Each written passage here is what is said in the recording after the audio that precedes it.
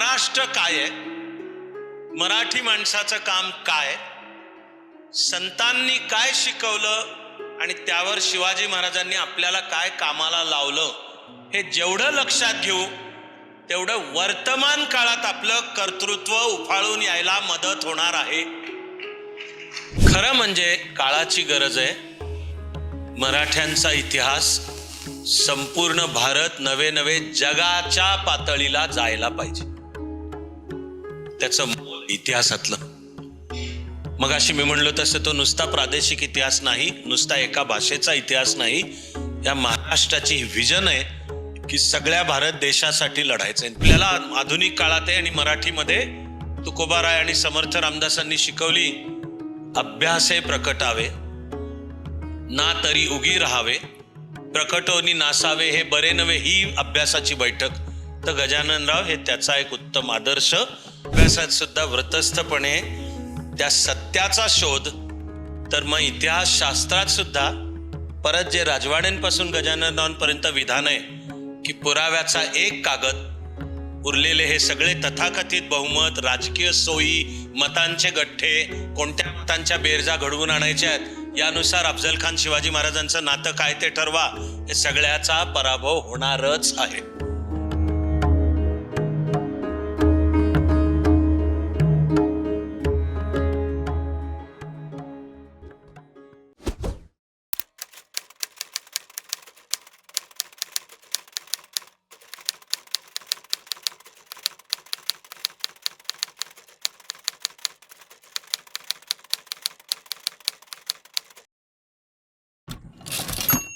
नमस्कार. वेळ मुळातच काही सत्रांना 20-25 मिनटं सुरू झालेला असल्यामुळं फारसं प्रास्ताविक न करता आणि उपलब्ध वेळ आहे तो पुढची जवळजवळ 42 मिनटं एवढाच असल्यामुळं मला वाटतं ही मुलाखत आता वंदे भारतच्या स्पीडनं होईल हे तुमच्या लक्षात आलं असेल.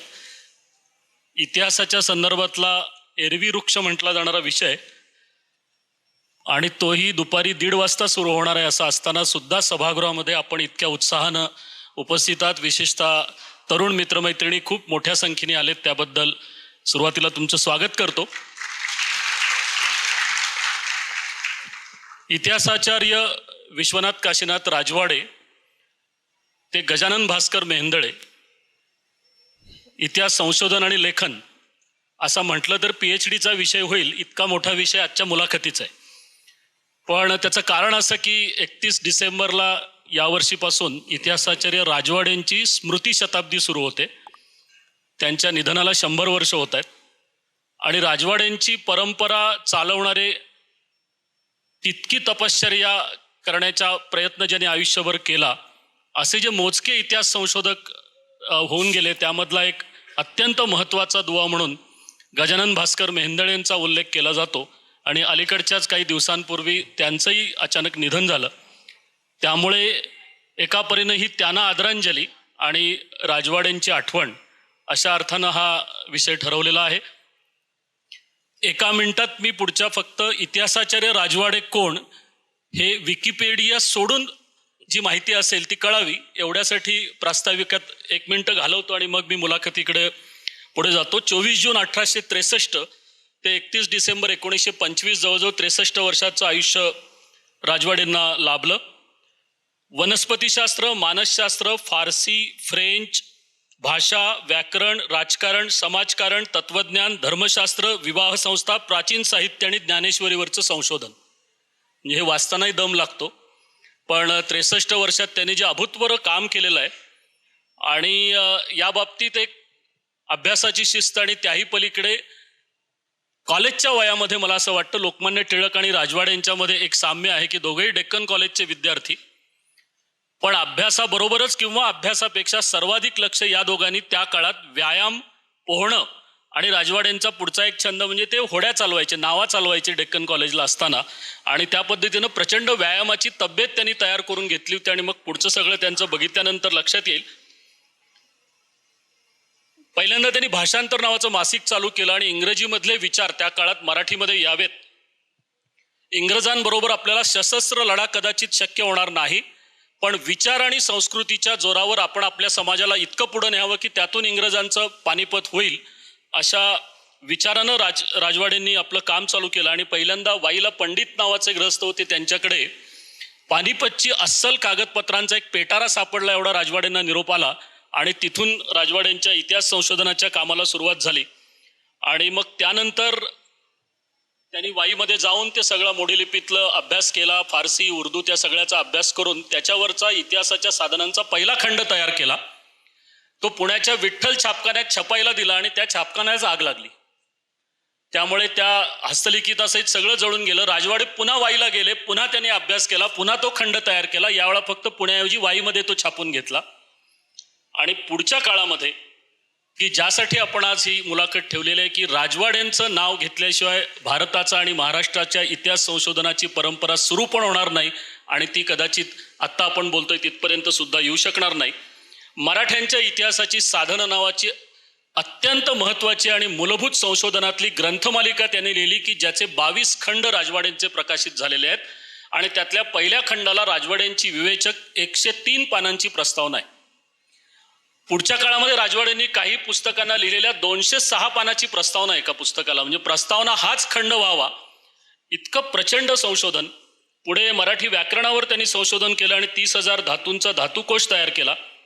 जयराम पिंडेने जे राधामाधव विलास चंपू आणि मैकावतीची बखर त्याचं संपादन त्यांनी केलं. त्यांनी तंजावरच्या नाटकावर 1682 मध्ये संशोधन केलं. 1910 मध्ये त्यांनी भारत इतिहास संशोधक मंडळाची स्थापना केली. लक्षात येत असेल की धर्माधिकारी सरही त्याचा उल्लेख करतील की मराठ्यांचा इतिहास हा केवळ 2-5 जिल्ह्यांपुरता आणि आत्ताच्या महाराष्ट्रापुरता नाही, तो अखिल भारतातला स्वातंत्र्य मिळवून देण्यासाठीचा लढा आहे. आणि हे कुठपर्यंत शिवाजी महाराजांपासून पुढे आलं, पेशव्यांपासून, ते राजवाड्यांनी सुद्धा 1910 मध्ये संस्था स्थापन करताना ती महाराष्ट्र इतिहास संशोधन मंडळ नाही केलं, ते पुणे इतिहास संशोधन मंडळ नाही केलं, ते भारत इतिहास संशोधक मंडळ केलं. राजवाड्यांचा तो जो, आणि केवळ तेवढीच एक संस्था नाही, पहिल्या 5 वर्षामध्ये भारत इतिहास संशोधक मंडळामध्ये 500 शोधनिबंध वाचले गेले. त्यातले 200 शोधनिबंध एकट्या राजवाड्यांचे आहेत. आणि भारत इतिहास संशोधक मंडळाबरोबरच त्यांनी केमिकल सोसायटी, विविध विज्ञानविषयक संशोधक संस्था, रेल्वे सुधारणा मंडळ, आरोग्य मंडळ, वेदांत मंडळ, भक्ती सोसायटी इतक्या संस्था स्थापन केल्या. आणि भारतीय विवाह संस्थेचा इतिहास पण राजवाड्यांनी लिहिला. मला असं वाटतं की राजवाडे हे भारताच्या इतिहास संशोधनामधलं अत्यंत तपश्चर्या केलेलं एक उग्र पान आहे. उग्रता आणि विक्षिप्तपणा हा इतका प्रचंड राजवाड्यांमध्ये होता. पण मला असं वाटतं की ते वेड असल्याशिवाय इतिहास घडत नाही. बाबासाहेब पुरंदरे म्हणायचे की वेड लागल्याशिवाय इतिहास घडत नाही, वेड लागलीच माणसं इतिहास घडवतात. राजवाड्यांचा इंग्रजीचा प्रचंड अभ्यास असून सुद्धा त्यांनी आयुष्यभर स्वतःच्या मनाशी निर्धार केला होता की मी जे लिहीन, जे संशोधन करीन, जी पुस्तकं लिहीन ती फक्त मराठीत असतील. ज्यांना माझं संशोधन वाचायचं आहे त्यांनी मराठी शिकावं.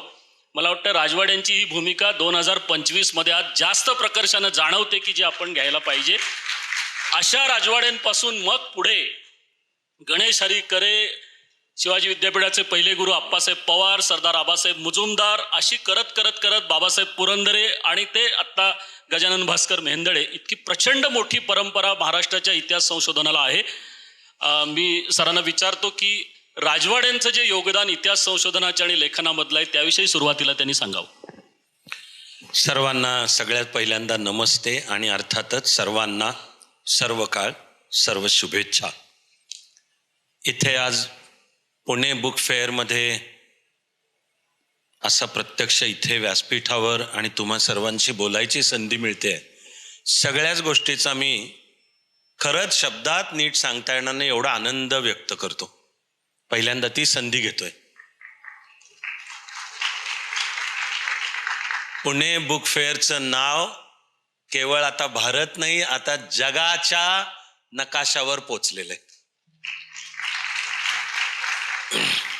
पुस्तक या गोष्टीशी वैयक्तिक माझं जे नातं आहे ते पाहता जगातल्या विविध बुक फेअर्सना मी वेळोवेळी गेलेलो आहे.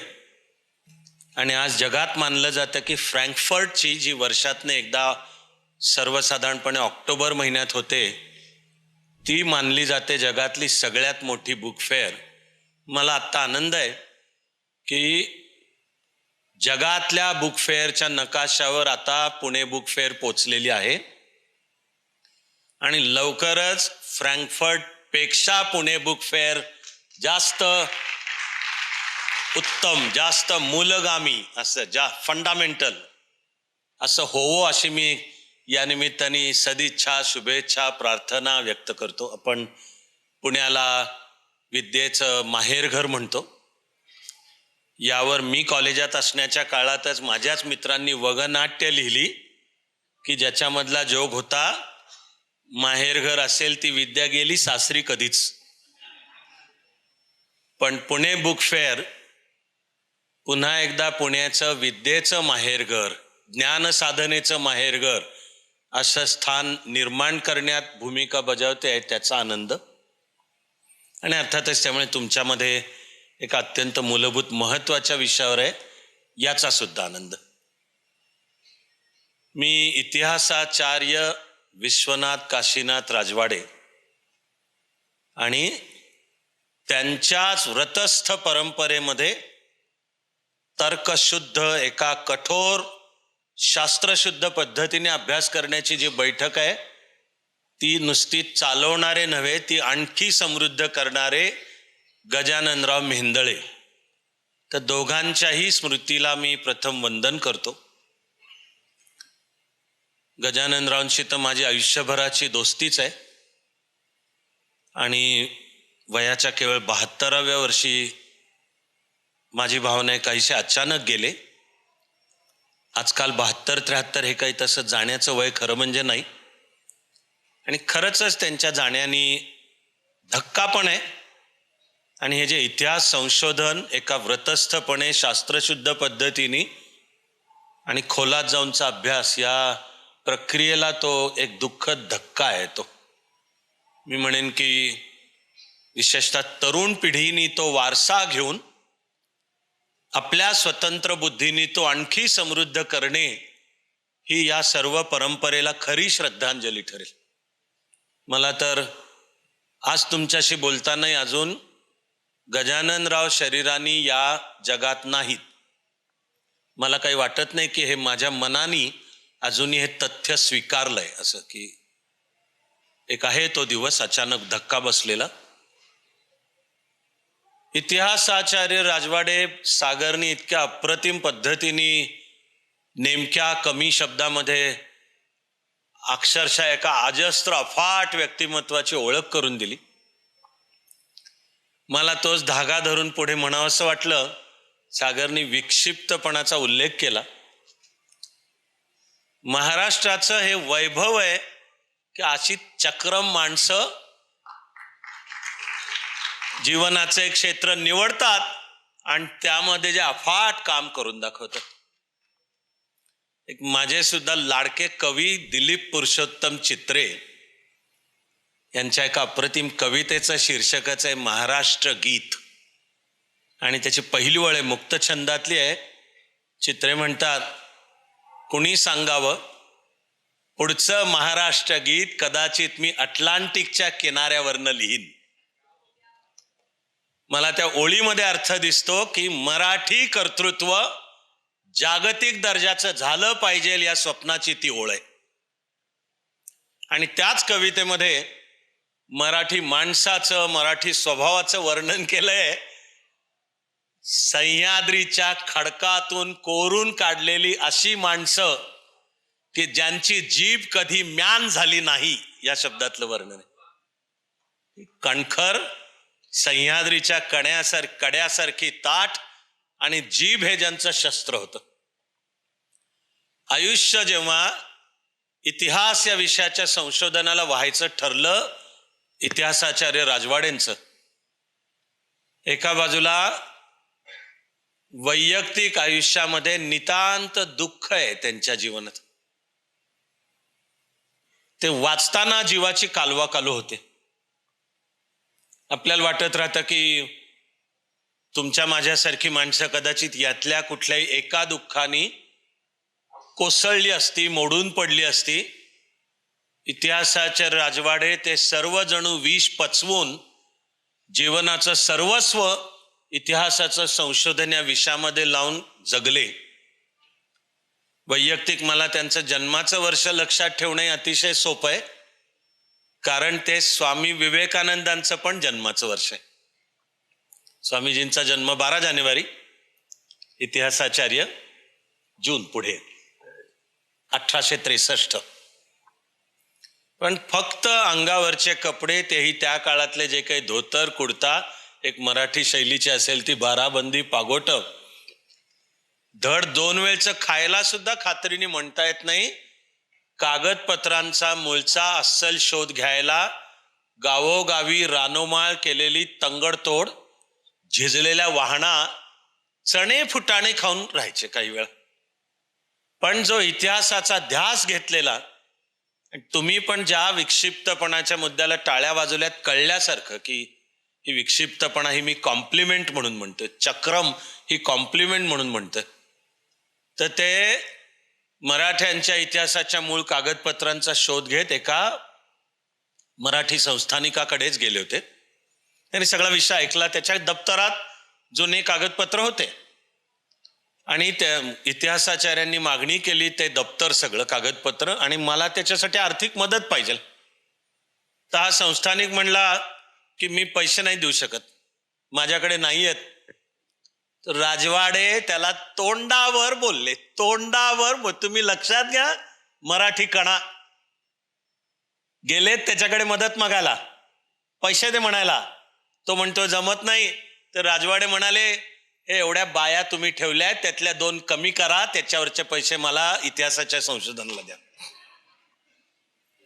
सांगतोय मी तुम्हाला, हा जो एक करारी व्रतस्थपणा आणि तो इतिहासाचार्यांपासून गजाननरावांपर्यंत मी म्हणतो की ती पुढे चालवणं आपलं सर्वांचंही, विशेषतः तरुण पिढीचं काम आहे. एक आपल्याला रूढार्थाने सांगितलं जातं की इतिहास एक शास्त्रशुद्ध विषय, सोशल सायन्स, हा कुठे भारतीय परंपरेमध्ये दिसत नाही असं आपल्याला सांगितलं, शिकवलं जातं. आणि भारतावर इंग्रजांचं राज्य जसं येत गेलं तसं प्राचीन ग्रीस किंवा रोम हेरोडोटसला फादर ऑफ हिस्ट्री म्हणायचं, आणि मूळच्या नीट कागदपत्रांच्या आधारावर इतिहास या विषयाचा केलेला तटस्थ वस्तुनिष्ठ अभ्यास. तर आपल्याला सांगितलं जातं की ही पद्धत, प्रथा भारतावर ब्रिटिशांचं राज्य आल्यापासून सुरू झाली. आत्ता मी वेळेअभावी मी त्याच्या खोलात जात नाही. याला शास्त्रीय शब्द हिस्टोरिओग्राफी. हिस्टोरिओग्राफीचे 2 अर्थ होतील. इतिहास अभ्यास करण्याची एक शास्त्रीय पद्धत आहे. फ्रेम त्याच्या असू शकतील वेगवेगळ्या, पण एक चिकित्सक आणि शास्त्रशुद्ध अभ्यासाची बैठक तो कसा करायचा यालाही शब्द हिस्टोरिओग्राफी आहे. साधनांची चिकित्सा कशी करायची इतिहासाच्या, हा हिस्टोरिओग्राफी आहे. इतिहास लेखन करण्याची सुद्धा शास्त्रशुद्ध पद्धत आहे, हा हिस्टोरिओग्राफी आहे. आणि मी ज्याला फ्रेम म्हणालो तर ते फिलॉसॉफी ऑफ हिस्ट्री, इतिहास लेखनाचं तत्वज्ञान, की तुमचा पर्स्पेक्टिव्ह काय आहे आणि यामधून तुम्ही इतिहासाची काय मांडणी करताय हे होतंय. आपल्याला सांगितलं गेलं की ही प्रथा म्हणे भारतात नाही, मी वेळाभावी आत्ता त्याच्यात जात नाही. तसं न जाता आणि कमी शब्दात सांगायला मात्र एवढं सांगतो की इतिहास या शब्दाची सर्वात उत्तम व्याख्या जगातल्या अनेक इतिहास तज्ञांनी कशाला म्हणायचं इतिहास यावर हजारो पानं, शेकडो पुस्तकं लिहिली आहेत, डिफाईन. पण तुमच्या माझ्या संस्कृतीतला हा इतिहास हा शब्द हीच इतिहासाची सर्वात उत्तम व्याख्या आहे. इति अधिक ह अधिक आस, म्हणजे हे असे घडले, दिस इज हाऊ इट हॅपन्ड. आपण जर हिस्टरी हा इंग्लिश शब्द विचारात घेतला तर त्याचा भाषाशास्त्रातला रूढ अर्थ स्टोरीज ऑफ द पास्ट. पण मग त्यामध्ये फक्त त्या स्टोरीज आल्या जेव्हा इति अधिक ह अधिक आस हे असे घडले. हिस्टरीमध्ये हे घडले येतं. असे मध्ये जो शोध आहे कॉझॅलिटी, की ते जे घडलेलं दिसतंय त्याच्या मागची कारण परंपरा नीट शोधायची, हे निदान मग त्या शब्दात नाही, ते आपल्या शब्दात आहे. इतिहास, आपली संस्कृती, कुठलाही दुरभिमान न बाळगता खरंच जेवढा सखोल अभ्यास करू, खरंच व्रतस्थपणे, तेवढी उलट त्याची सखोलता जास्त लक्षात येईल. आपल्या पूर्वीच्या इतिहास विषयाच्या व्याख्या पण अनेक आहेत.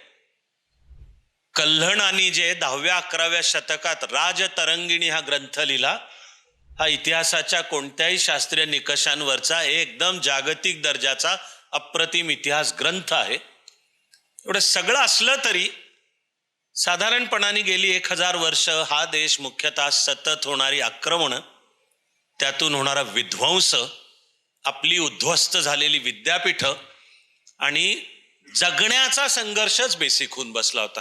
स्ट्रगल फॉर एक्झिस्टन्स, की हा देश, ही संस्कृती मुळे टिकतेच का. अर्थातच ती ज्यांच्यामुळे टिकली ना आपण इथं बसलोत ते म्हणजे शिवाजी महाराज, आणि ज्याचं नाव आहे मराठ्यांचा इतिहास. तर रूढार्थाने मग हा समग्र अभ्यास करून एकत्र पहिल्यांदा मांडला ईस्ट इंडिया कंपनीचा अधिकारी ग्रँट डफ यांनी. तो साताऱ्याला रेसिडेंट कमिशनर होता. तुमच्या माझ्या दुर्दैवानी मराठ्यांचं साम्राज्य बुडलं, त्याबरोबर भारताचं स्वातंत्र्य हरवलं, आणि ग्रँट डफ साताऱ्याला रेसिडेंट कमिशनर होता. आणि त्याला लक्षात आलं की छत्रपतींकडे आधीच्या दीर्घकाळचे कागदपत्र आहेत. ग्रँट डफकडे युरोपमधलं जे प्रबोधन आणि जागरणाचं पर्व आहे, रेनेसॉ रिफॉर्मेशन ची बरोबर एक वैचारिक परंपरा होती, त्यातून दृष्टी होती अभ्यासाची.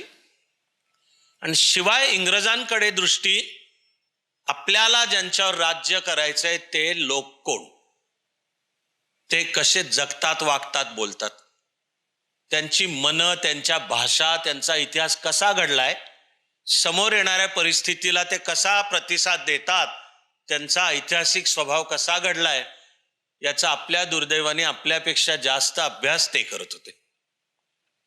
ग्रँट डफचा हिस्ट्री ऑफ मराठाज हा ग्रंथ फॉर्मली 1826 मध्ये झाला प्रकाशित पहिल्यांदा. त्यावेळी ग्रँट डफनी मराठ्यांचं राज्य बुडवणारा जो British governor Elphinstone, mount Stuart Elphinstone, तो स्वतः अभ्यास होता.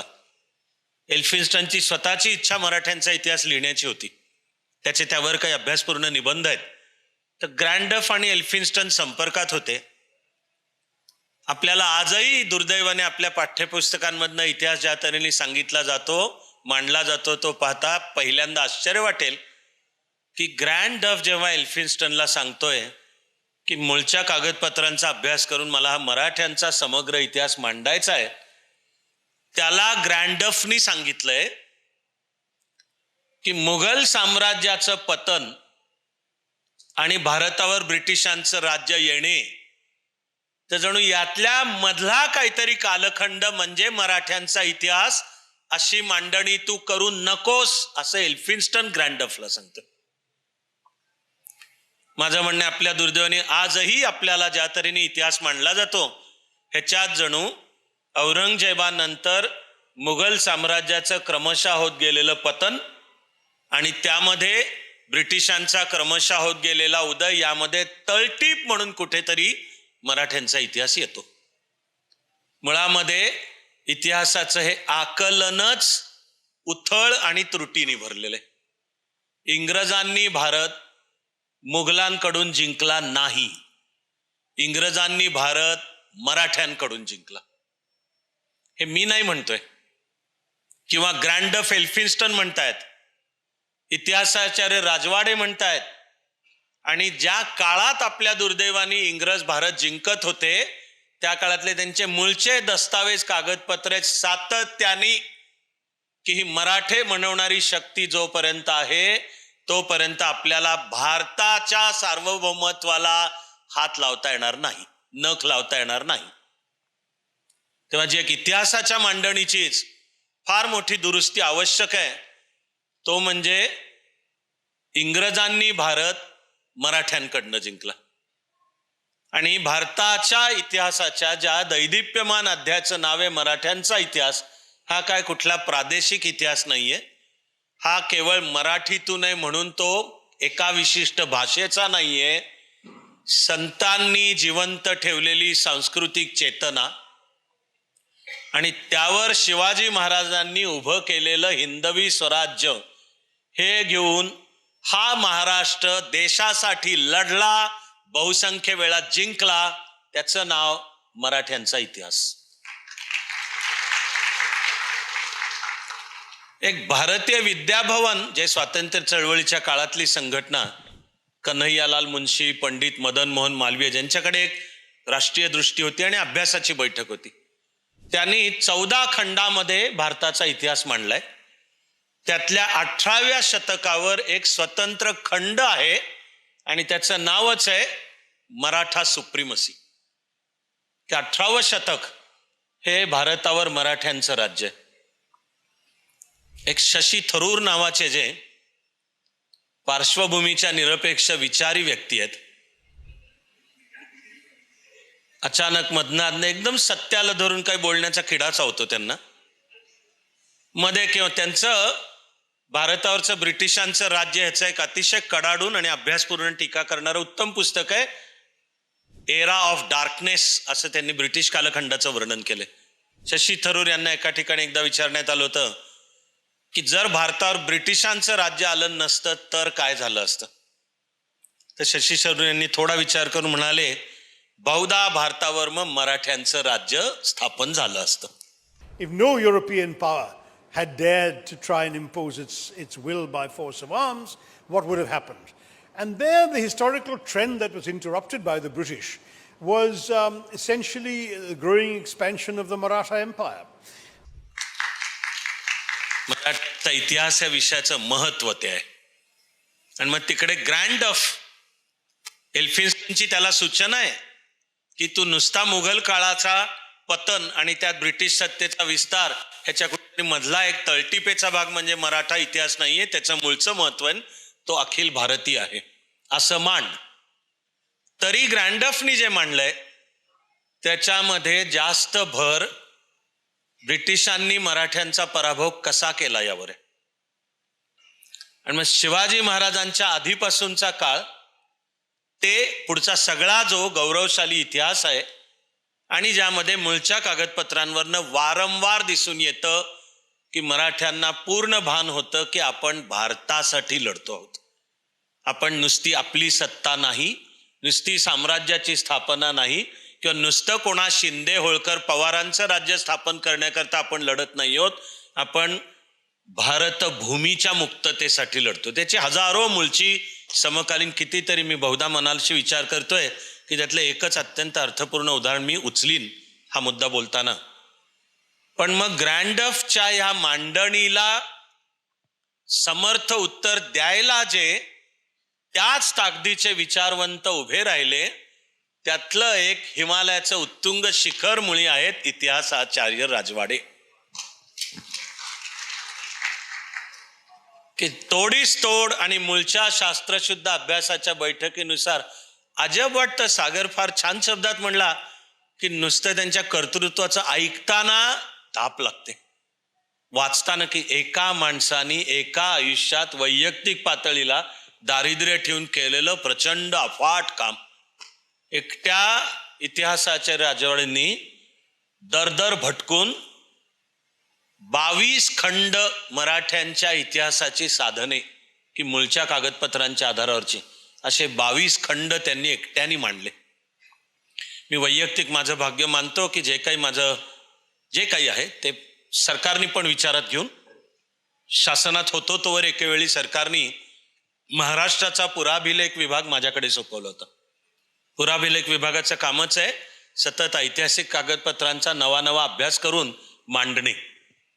माझ्याकडे कमी काळ होता पण आम्ही त्या काळामध्ये लक्ष देऊन 2 खंड केले प्रकाशित. तो मराठ्यांच्या आरमाराचा इतिहास आहे मूळच्या कागदपत्रांच्या आधारावर. मला ते 2 करताना सुद्धा जाणवत होतं की इथे मी IAS सरकारची सगळी यंत्रणा पाठीशी, पुराभिलेख विभागाचं मुख्यालय मुंबईच्या एल्फिन्स्टन कॉलेजमध्ये आहे, तसा निधीची कमतरता नाही आणि तरी महाकष्टाने मला करता आले 2 खंड. एकट्या इतिहासाचार्यांनी त्या काळामध्ये एकट्यानी 22 खंड मांडले. म्हणजे कल्पनाच करा तुम्ही. अजब, अफलातून.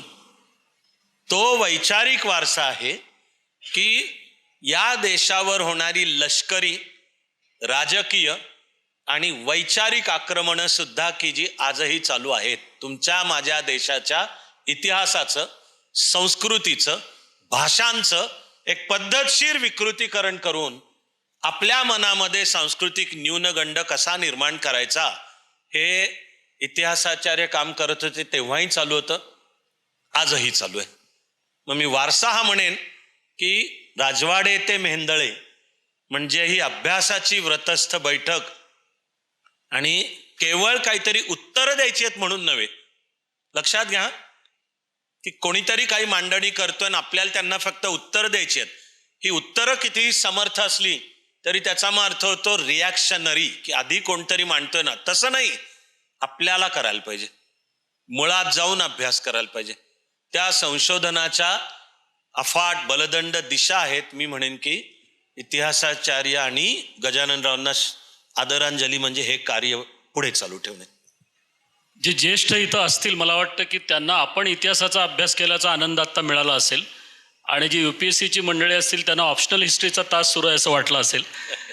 यातला जो आनंद आहे हे सगळं समजावून घेण्यातला, तो जर एकदा निर्माण झाला तर आजही किती इतिहासामध्ये स्कोप आहे लक्षात येईल. राजवाड्यांच्या बद्दल सरांनी सांगताना अक्षरशः स्वतःचा दूध भात स्वतः शिजवून राजवाडे खायचे, जी परंपरा इतिहास संशोधक मंडळात गजानन हरिखरे, गह खरे 2च सदरे आणि विजारी होत्या.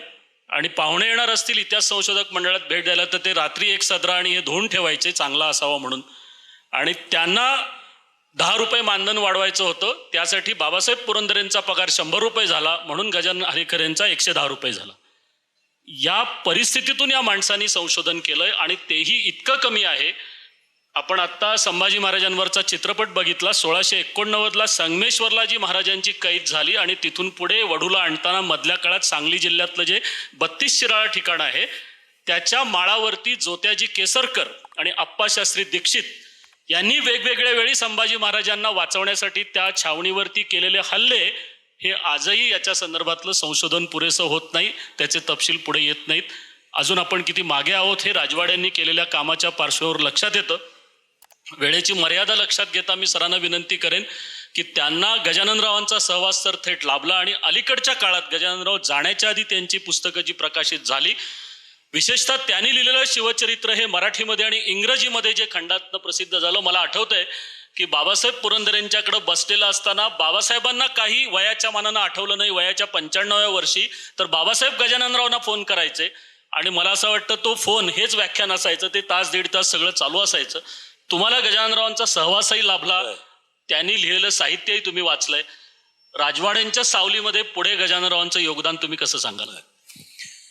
इतिहासाचार्यांच्या ज्या मी व्रतस्थ शास्त्रशुद्ध अभ्यासाची बैठक म्हणालो त्याचा परवापर्यंत आपल्यात होता असे आदर्श म्हणजे गजाननराव मेहेंदळे. मला आजही आता कोणी जर विचारलं की शिवाजी महाराज समजावून घ्यायचेत तर मी पहिलं नाव सांगतो, गजाननरावांचे 2 खंड वाचा. कसा मांडायचा इतिहास, कसा मूळच्या कागदपत्रांची छाननी करून इतिहासाच्या शास्त्रामध्ये दस्तावेजांच्या छाननीचे 2 प्रकार सांगितले जातात, एक्सटर्नल क्रिटिसिझम आणि इंटरनल क्रिटिसिझम. एक्सटर्नल क्रिटिसिझममध्ये तो कागद कोणत्या काळातला आहे, लिपी कोणती, वापरलेला कागद ऐवज कोणता आहे, हे सगळं येतं. इंटरनल क्रिटिसिझम म्हणजे त्यावर जे मांडलेलं आहे त्याचा चतुरस्त्र अभ्यास करून त्यावर केलेलं भाष्य. तर गजाननराव हे या दोन्हीतले असामान्य तज्ञ. एक जर्मन इतिहासकार फॉन रांके याचं विशेष नाव घेतलं जातं आणि इतिहासाच्या अभ्यासाची मानली जाते त्याच्या नावानी स्कूलच. हा 19व्या शतकातला इतिहासकार आहे फॉन रांके. तो सांगतो की विधान जे करायचं आहे त्याला दस्तावेजाची जोड पाहिजे. हे उगाच आणि पण परंतु किंवा मला काही गोष्टींचे अन्वयार्थ लावायचेच्या नावाखाली मी काही अन्वयार्थ लावत बसेन ते नाही पाहिजे, सोबत दस्तावेजांची जोड पाहिजे. आता हे खरंच आहे की इतिहासाचा अभ्यास हा पुराव्यांच्या रूपाने समोर अनेक डॉट्स कळत असतात. काही ठिकाणी ते डॉट जोडलेले असतात, काही ठिकाणी नाही. इतिहासकाराच्या बैठकीचं सिस्टम आहे की ते कसे जोडायचे, आणि ते असे जोडायचे म्हणतोय त्याचं त्याला कारण पाहिजे. तेव्हा इतिहासाचार्य पण म्हणायचे की एक दस्तावेज उरलेल्या शेकडो पानांना निकामी ठरवायला पुरेसा आहे. तर ही जी फॉन रांके स्कूल की नीट हाताशी दस्तावेज पाहिजेत, त्याचा पण गजाननराव ही संशोधनाची दस्तावेजांचा अभ्यास कसा करायचा. त्यानंतर कोणालाही स्वतःला जर इतिहासकार म्हणवायचं असेल तर त्याचा एक मुख्य निकष आहे की तो ज्या काळाचा स्वतःला इतिहासकार म्हणतोय त्याचे मूळचे कागदपत्र ज्या भाषेत आहेत त्या भाषेचा त्याला समज पाहिजे, त्याला अभ्यास पाहिजे. नाही तर फार तर मग तो इतिहास संकलक असेल, तो पाठ्यपुस्तकं लिहील, तो ज्यांनी हा अभ्यास करून मांडलाय त्याच्या, पण मग त्याला इतिहासकार नाही म्हणता येणार. मग गजाननराव मराठ्यांच्या इतिहासाचा अभ्यास तर अर्थातच मूळची भरवशाची, त्यावर मतमतांतर आहेत असणारच, पण तरी विधान मी वेळेअभावी थेट की ती मोठ्या प्रमाणात भरवशाची आहेत अशी कागदपत्र. एवढंच नाही, मराठ्यांचा इतिहास मांडायला फारसीचा पण लागतो अभ्यास. कारण पुन्हा आपल्या दुर्दैवानी पण ज्याला भारतामध्ये ही मराठे नावाची ताकद शक्ती उदयाला आली तो काळ आणि त्याच्या आधीची 2-3 शतकं हे प्रशासन मुसलमानी होतं. त्यांची राजसत्ता सुद्धा इस्लामिकच होती. हे तथ्य पण लक्षात घेणं आवश्यक आहे. या म्हणण्याचा काही अर्थ कोणा विशिष्ट धर्माबद्दल आपण द्वेष पसरवतो नाही. सगळे सुलतान छात्या पेटून ते स्वतः सांगतात दारुल इस्लाम आणि इस्लामच फक्त अधिकृत धर्म आहे. काही अपवाद वगळता बहुतेक वेळा हिंदूंवर जिजिया होता. माझ्या जो मुद्दा बोलतोय त्याला धरूनचा मुद्दा आहे की प्रशासनाची भाषा फारसी होती, मूळचे कागदपत्र फारसीत होते. आणि आता ज्याला मराठ्यांच्या इतिहासाचा शास्त्रशुद्ध अभ्यास मांडायचा आहे मग त्याचा फारसीचा पण अभ्यास पाहिजे. तर गजाननरावांचा मूळचा इस्लामचा पण जबरदस्त अभ्यास आहे.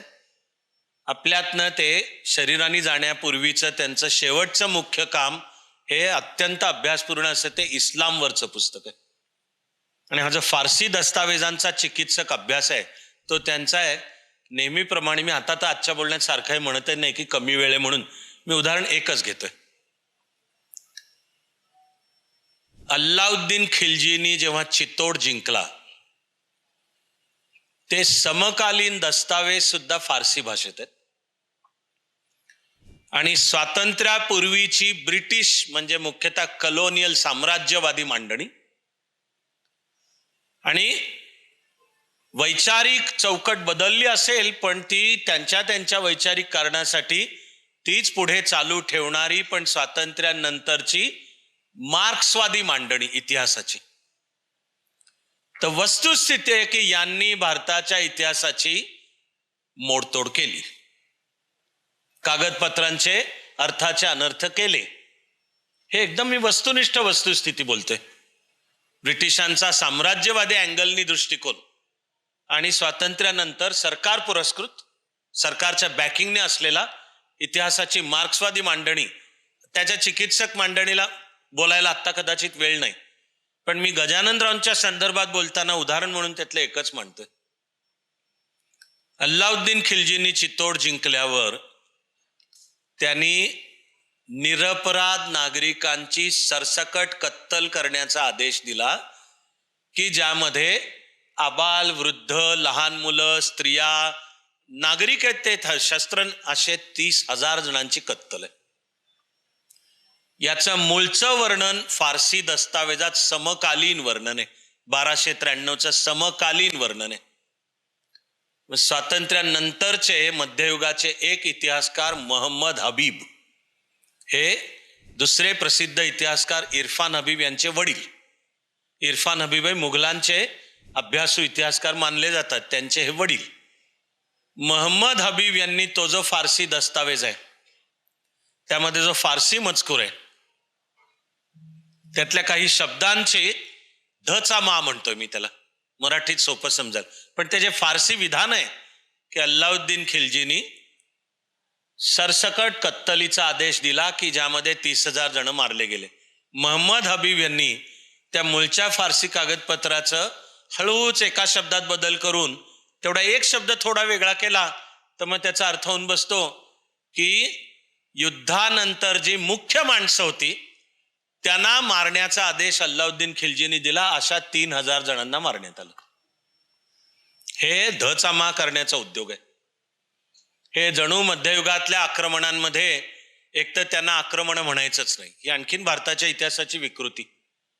जे आक्रमण नाही म्हणजे आर्य ते यांनी निर्माण करून ठेवलं. इंग्रजांसकट पुढे स्वातंत्र्यानंतर मुख्यतः भारताच्या मार्क्सवादी इतिहासकारांनी ते पुढे चालू ठेवलं. आणि जे सरळ सरळ आक्रमण आहे तेव्हा आहे ते छातीठोकपणे समकालीन दस्तावेज मोहम्मद बिन कासिम ते सांगतोय, गझनीचा महम्मद ते सांगतोय, महम्मद घोरी ते सांगतोय, बाबर सांगतोय, अब्दाली सांगतोय. हे इतिहासकार म्हणतायत नाही नाही त्याला आक्रमण नाही म्हणायचं. खरं म्हणजे प्रश्न ह्याला कसा काय म्हणायचा इतिहासाचा अभ्यास? तेव्हा हे जे कॉलिंग द ब्लफ आणि ते अजिबात भावनेच्या आहारी न जाता शास्त्रशुद्ध तर यातले गजाननराव म्हणजे तज्ज्ञ. आणि एक अत्यंत मोलाचा तूर्त मुद्दा बोलून मी हा मुद्दा पूर्ण करतो. खरं म्हणजे काळाची गरज आहे. मराठ्यांचा इतिहास संपूर्ण भारत नवे नवे जगाच्या पातळीला जायला पाहिजे. त्याचं मोल इतिहासातलं.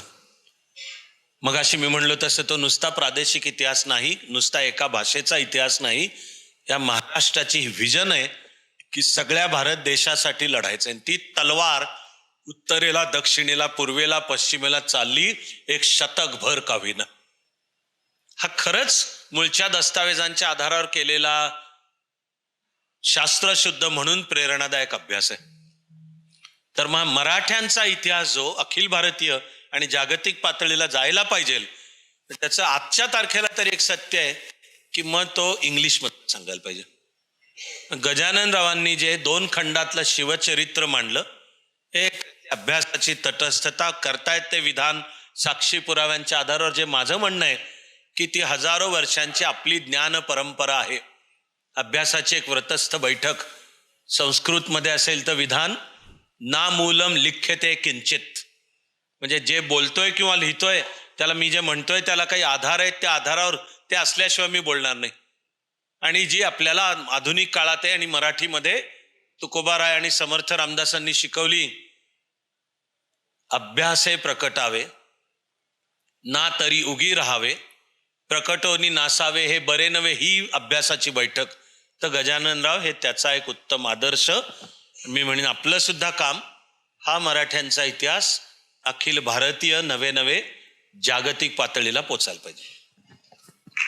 घड्याळ खूप पुढं चाललंय. मला माहित आहे की आता आपल्याला शेवटाकडे यायला पाहिजे. महाराष्ट्रात अजूनही घड्याळाचं महत्त्व कमी होत नाही आहे, म्हणजे वेळेच्या बाबतीत, बाकी काही नाही. सरांनी अल्लाउद्दीन खिलजीचा उल्लेख केला. तीच परंपरा औरंगजेबाने किती चालवली तर सातारा जिल्ह्यातल्या कोरेगाव रहमतपूरच्या परिसरामध्ये मुंडक्यांचे मनोरे उभे करा या प्रकारच्या औरंगजेबाच्या ऑर्डर्स आहेत. ही सलग ते चालत आलेलं आहे. हे आपल्यापर्यंत ज्या प्रभावीपणे पोचवायचं राजवाडे आणि त्या परंपरेतला उल्लेख झाला. मला आठवते की पन्हाळ्यावरचे एक इतिहास संशोधक मुरलीधर गोपाळ गुळवणी म्हणून होते, ज्यांच्यामुळे बाजीप्रभू देशपांडे, फुलाजीप्रभू देशपांडे, संताजी घोरपडे, धनाजी जाधव यांच्या समाध्या प्रकाशात आल्या. त्यांनी कॉलेजच्या युवकांना घेऊन पन्हाळ्याच्या दरीत पडलेल्या तोफा वरती एकत्र केल्या, अभ्यासाव्यात, तर सरकारी अधिकाऱ्यांनी त्यांना अटक वॉरंट काढलं. आणि प्रत्यक्ष मग ज्योतिबाच्या जंगलातून जाताना चोरांचा मार खाल्ला त्यांनी. अशा परिस्थितीत पुन्हा राजवाड्याने ही सगळी परंपरा. आणि सरांनी तर आत्ता सांगितलं गजाननरावांचे इंग्रजीमधले खंड. मला आत्ता सांगताना या अंगावर काटा मारतोय की वयाच्या 100व्या वर्षी बाबासाहेबांना विचारलं तुमचा संकल्प काय, बाबासाहेब पुरंदरेंना, तर ते म्हणाले की मला अमेरिकन ॲसेंटमध्ये शिवचरित्र सांगता आलं पाहिजे, याचं प्रॅक्टिस मी आत्ता करतो. हे आपल्याकडं आहे ते ऑलरेडी. म्हणून मी आत्ता शेवटचा प्रश्न यासाठी म्हटला की एकतर तरुण पिढीला आत्ता असं वाटायला लागलंय की एकतर आपल्या इतिहासात मारामाऱ्या खूप आहेत, त्यांचा अभ्यास करताना वर्तमान काळात आपण एकमेकांची डोकी फोडून घेतोय आत्ता. तर मग इतिहासाचा अभ्यास करण्याच्या ऐवजी आपलं आय टीमध्ये जावं, एक हिंजवडीचा ट्रॅफिक घोटाळा भाग सोडला तर आय टीमध्ये जावं आणि सुखाने राहावं अशी एक वाटायला लागलंय. आणि दुसरीकडे बघा, समाजात पूर्वी शिक्षण क्षेत्रापासून सगळ्या क्षेत्रात शहाण्यांचं बहुमत असायचं. आता आपल्याकडे लोकशाहीमुळे बहुमताने शहाणा कोण आहे ते ठरतं. आता पुढचा महिनाभर तेच आहे सगळं. अशा काळामध्ये इतिहासाच्या क्षेत्रात सुद्धा बहुमताने इतिहास काय असावा असं दुर्दैवाने आता मांडलं जातंय. तो मेरिटवरती, पुराव्यावरती न मांडता बहुमत या बाजूला आहे आणि काही वेळा सरकार पण त्याच्यात त्या बाजूने झुकतंय का काय, हे तर सीबीएसईने दाखवूनच दिलेलं आहे की मुघलांना 17 पान आणि शिवाजी महाराजांना 1 परिच्छेद.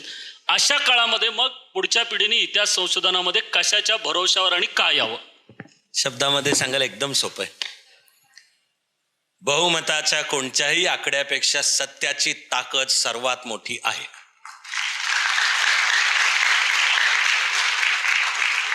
तेव्हा इतिहासाच्या अभ्यासात सुद्धा व्रतस्थपणे त्या सत्याचा शोध, तर मग इतिहास शास्त्रात सुद्धा परत जे राजवाड्यांपासून गजाननांपर्यंत विधान आहे की पुराव्याचा एक कागद, उरलेले हे सगळे तथाकथित बहुमत, राजकीय सोयी, मतांचे गठ्ठे, कोणत्या मतांच्या बेरजा घडवून आणायच्या आहेत, यानुसार अफजल खान शिवाजी महाराजांचं नातं काय ते ठरवा, हे सगळ्याचा पराभव होणारच आहे. व्हायला पाहिजे तो अभ्यास त्या व्रतस्थ तटस्थपणे व्हायला पाहिजे. मी शेवटाकडे आलो म्हणून मनात जो ठेवला होता तो मुद्दा माझ्या बाजूनी थोडक्यात सांगतो. मूळचा मुद्दा आहे काय हा इतिहास, हा विषय म्हणजे काय? हा काही केवळ भूतकाळातल्या मृत काही गडे मुर्दे उखाडणं असा काही अभ्यास आहे काय? आपण जर इतिहासाला तसं समजायला लागलो तर मग इतिहास बोरिंग, नुसत्याच सणसणावळ्या घराणी, जागा, स्थळं, तारखा, राजा कोण, राण्या कोण, किंवा जनसामान्यांच्या जीवनाचा अभ्यास करायचा असला, ज्या शाखेचं नाव सबाल्टन अभ्यास, तर वाटायला वाटेल की ते सगळं बोरिंग आहे. पण जेव्हा हे लक्षात येईल की इतिहास आपल्याला आपली आत्मप्रतिमा घडवतो, इतिहास आपली आत्मप्रतिमा घडवतो. व्यक्तीला मी कोण, आणि सागर म्हणतोय तसं जाऊ द्या, हे सगळे इतिहासातले वादविवाद बाजूला ठेवू, आपण आपल्या आय टी मध्ये आपल्याला, तरी त्या व्यक्तीलाही जीवनात केव्हा तरी तर प्रश्न पडणारच आहे की तू कोण आहेस, तू कुठल्या मातीत उगवून आलास, तू जर त्याच्यापासून तुटलास तर तुझी स्थिती दोर तुटलेल्या पतंगासारखी आहे किंवा मुळं उखडलेल्या, मुळं विसरलेल्या वृक्षासारखी आहे. तुला वाटेल आत्ता मी फुल्लो बहरलो आहे, पण ते थोड्या काळासाठीच आहे. तुझी मुळं तू जर विसरलास तर ते वरचं तुझं लवकरच ते सगळं कोळपून जाणार आहे. हिस्ट्री डिफाईन्स आवर सेल्फ इमेज. की आजही या चालू भांडणांमधनं सुद्धा, ज्याकडे सागरनी नर्मविनोद, आवश्यक तिथे चिमटा असा सुद्धा उल्लेख केलाय, मी त्याला सुद्धा उत्तर म्हणेन की महाराष्ट्र काय आहे, मराठी माणसाचं काम काय, संतांनी काय शिकवलं आणि त्यावर शिवाजी महाराजांनी आपल्याला काय कामाला लावलं, हे जेवढं लक्षात घेऊ तेवढं वर्तमान काळात आपलं कर्तृत्व उफाळून यायला मदत होणार आहे. की नुसता तो भूतकाळाचा मुद्दा नाही, एक जो सेल्फ कॉन्फिडन्स आहे, बिलीफ स्वतःमधला, की आमच्यापाशी ही करण्याची क्षमता आहे. आणि आपण जर सगळा मराठ्यांचा इतिहास, खरंच वेळ नाही पुन्हा म्हणतोय मी, पण एक प्रचंड मोठा आवाका, बुद्धीची प्रचंड मोठी झेप, प्रशासकीय कौशल्य, सेनापतित्वाचं कौशल्य, जमीन महसूल विषयक कौशल्य, आपल्या प्रदेशातल्या लोकांचा विकास कसा करायचा ह्याचं कौशल्य सर्व मराठ्यांच्या इतिहासात व्यक्त होतं. ते आपल्याला आत्मविश्वास देणारं आहे वर्तमान काळात सुद्धा, आणि भविष्य काळातल्या वाटचालीची दिशा देणार आहे. आणि महाराष्ट्र जोपर्यंत हे लक्षात ठेवेल की भारतासाठी काम करणं हे महाराष्ट्राचं काम आहे, तोवर महाराष्ट्राचं कर्तृत्व फुलत राहील. ते विसरून जर कोणी शिकवतंय म्हणून महाराष्ट्र जर आपसात भांडू लागेल, ती कारणं जातीपातींची असू द्यात, कोणाचे तरी त्यात स्वार्थ आहे म्हणून, तर मग आपण एकमेकांचे केवळ पाय नाही, आपण गळेच कापतो, अशाने ते ठरेल. एक फक्त किस्सा बोलून मी ते शेवटची 2 वाक्य बोलणार आहे. माउंट स्टुअर्ट एल्फिन्स्टननी जेव्हा 3ऱ्या इंग्रज मराठा युद्धामध्ये दुर्दैवाने आपला पराभव झाला, माझा शब्द आपला आहे, आपला, सगळे आपण, आपला पराभव झाला. त्यानंतर एल्फिन्स्टननी दिलेला पहिला आदेश होता की सगळे किल्ले आणि त्याच्या तटबंद्या पाडून टाका. का? आपल्यापेक्षा त्याला जास्ती कळत होतं की जोपर्यंत ते किल्ले आणि तटबंद्या तिथे आहेत, तोवर मराठी मनाला एक आत्मविश्वास, त्यानंतर ह्याची रुखरुख की आपलं स्वातंत्र्य हरवलंय आणि अरे यांनी आपल्याला हरवलंय, पण आपल्यात ही रग आहे आणि यांच्यावर मात करायला पाहिजे, तर मन मोडायला एल्फिन्स्टननी आदेश दिला की हे किल्ले मोडून टाका. तेव्हा इतिहास जर आपल्याला विकृत पद्धतीने मांडला गेला तर आपल्या व्यक्तिमत्वांचं विकृतीकरण आणि मन मोडली जाणार आहेत. या उलट राजवाडेंपासून गजाननराव नीट व्रतस्थ अभ्यासाच्या आधारावरच नीट इतिहासाची एकूण आणि त्यातल्या मराठ्यांच्या इतिहासाची मांडणी झाली, तर तो प्रश्न नुसत्या भूतकाळाचा नाहीये, तो वर्तमान काळातला मुद्दा आहे. म्हणून इतिहासाचा अभ्यास चालू ठेवला पाहिजे. मी अर्ध्या मिनिटात संपवतो. राजवाडेंना अभिवादन करताना यावर्षीच्या दिवाळी अंकात मी एक लेख लिहिला होता, प्रतिभेचं तांडव म्हणून. जगाच्या, भारताच्या आणि विशेषतः महाराष्ट्राच्या इतिहासाचा अभ्यास संशोधन करताना राजवाडेंनी व्यक्त केलेला विवेक सदैव जपायला हवा. अन्यथा संघटना शरण मंडळी दर अमावस्या पौर्णिमेला मनाला वाटेल तो इतिहास सांगत फिरतात. त्याला सोयीच्या असतील तेवढ्याच संदर्भांची मोडतोड करून ते तथाकथित विद्वानांच्या नावे खपवतात आणि जाणते धूर्त राजकारणी आपल्या जातीयवादी राजकीय स्वार्थासाठी मनमानीपणे या सगळ्याचा वापर करून घेतात. या पार्श्वभूमीवर स्वतः शिजवलेला दूध भात खाऊन निस्संग राहून व्यासंगाचा दर्जा आणि व्याप्ती काय असावी याचा वैश्विक मानदंड प्रस्थापित करणाऱ्या विका राजवाड्यांची उणीव त्यांच्या निधनाला 100 वर्ष होत आली तरी प्रकर्षाने जाणवते.